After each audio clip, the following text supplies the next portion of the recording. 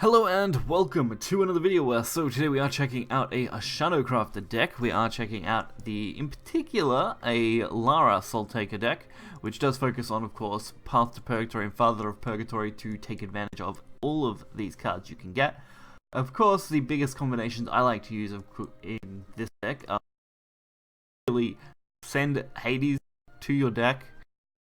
Sorry, be destroyed, then use Lara to of course pull it back and play it. That's kind of the big combo for the deck. Otherwise it's just taking advantage of Phantasmal Cores to generate shadows and other cards to generate shadows and really deal with opponents' boards. It does a fairly decent job actually of taking out Elena decks pretty well, although I didn't think I went up against many of those at all, but it does also handle against Portal pretty well, so that's a good point as well. So we'll get right into it and check it out. So first up for us here is Runecraft. There's just so much Runecraft on the ladder right now. It's unbelievable.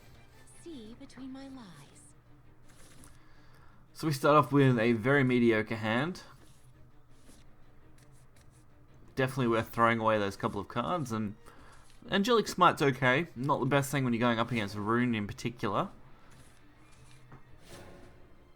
since there aren't that many good targets. Deadly Dreamer though, a really nice turn 2 play. If I had to play anything on turn 2, Deadly Dreamer was definitely going to be the card I wanted. And a chance to play on Phantasmal Core. You want to be able to play those whenever you've got a free chance, because you can take advantage of them later in the game with an Evo, but you can't really spam them to the board late in the game when you need to be dealing with opponents. So getting them out early, definitely a good option. Fatal Field's one of my favorite removal cards. It does deal to both our removal, but I really enjoy that as an amulet. It's quite good. It reminds me a lot of Tribunal actually, in a very similar vein. So Deep Dream, our opponent decided to play nothing. I decided to go for the extra shadows, since that's really the only thing that card's good for.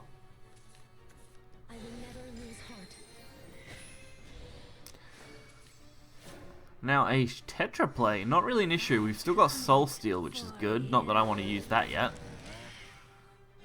Although I can't really come up with a better play, so it's going to be that.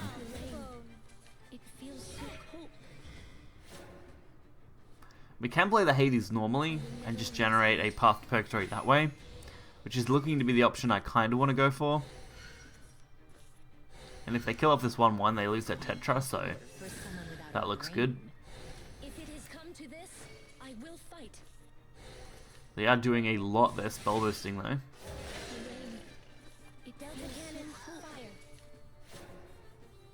Alright, so they are maxed out though, so if we use Angelic Smite we could potentially overdraw them, but we've also got, wow, another Phantasmal Core. I did forget that Mercenary actually is a perfect pull for that. I think it does guarantee that attack, or come very close to guaranteeing it.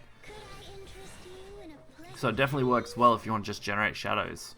So we are not far off getting at the 30 we need for Path to Purgatory to be absolutely game-changing. So the Omen of Truth play, all predictable on turn 7. I do make an error here playing the Path to Purgatory. I should have attacked face first. Completely missed a good chunk of damage. I also could have potentially healed if I wanted to ram, but decided not to since we were going to take it out anyway. But still, if I had got that damage in, we probably could have nearly had lethal set up for next turn, no trouble at all, without having to worry.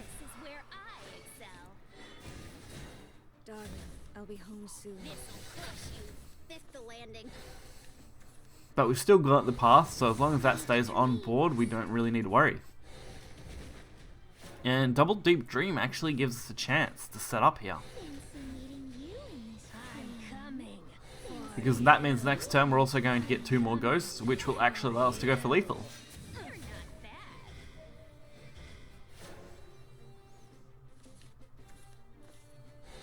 Golem Squad, that's a nice way to go for ward, but it doesn't really protect you from the Path of Purgatory, so it's not really going to be anywhere near enough.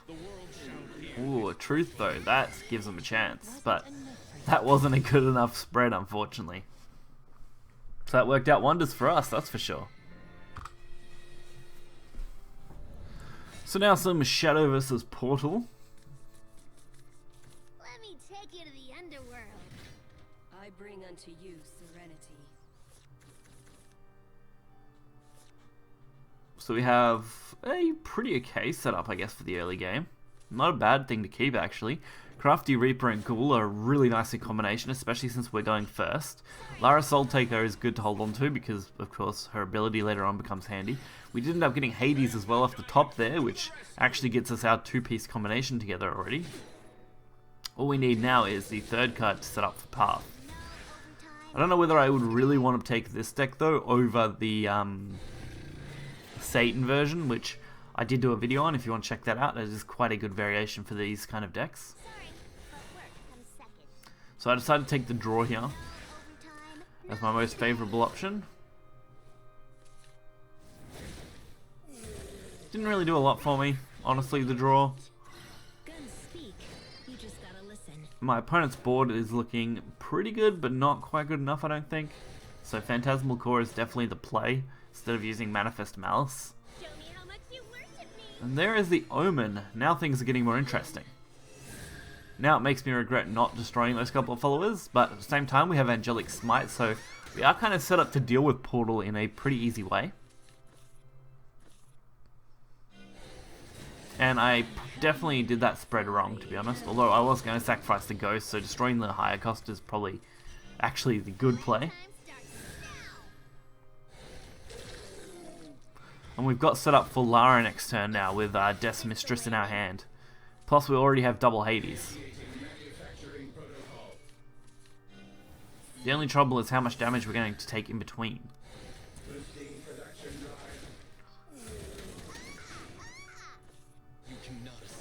Okay, interesting. Just freeing up a card slot, obviously, because I don't want to overstate it. So we can go for that with the Hades play. Plus the Lara, of course. That'll then generate. And that'll give us the six shadows, I think. I think it gives us that, so. Yeah, the last word, sorry, gives us 6 plus its own shadow, so it actually gives us 7. Sets us up for Path pretty quickly.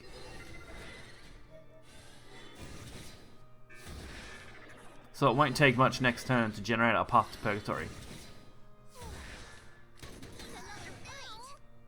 And there is the Destruction in white. I'm actually not too concerned by that. Removing Destruction in white actually is never really a good thing for me to do here. And now we just need to generate one single shadow, which is going to be very, very easy, while also drawing a good chunk of cards and setting ourselves up for lethal next turn with Hades. Of course, we are going to be just short now that I think about it, because of course Destruction in white is a thing.